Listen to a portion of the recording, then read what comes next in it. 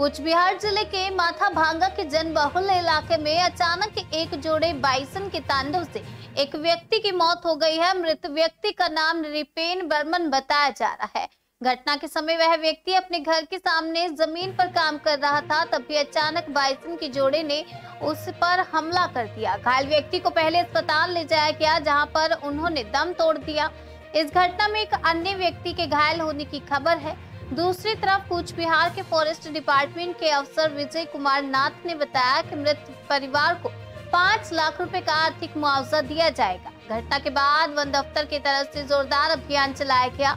घंटे की मशक्कत के बाद, काफी मेहनत के बाद दोनों बाइसनों को वन विभाग के कर्मचारी अपने कब्जे में लेते हुए जंगल की ओर ले गए।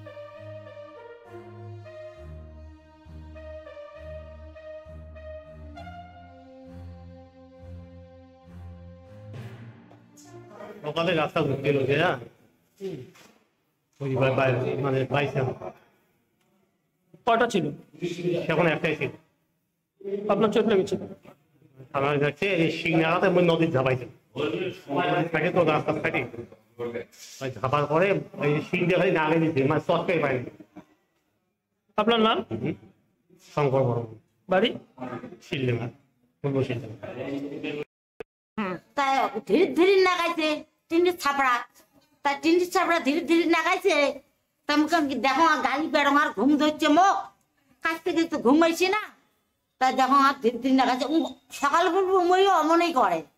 তাই এলা দেখো বুয়ের ঘর পড়িয়ে আছে নাই, আর বাইচানটা ঘরত আছে জানেন। আপনার নাম? নিশি বেলা বর্মান। বাড়ি? বাড়ি তেঁতুলিগুড়ি।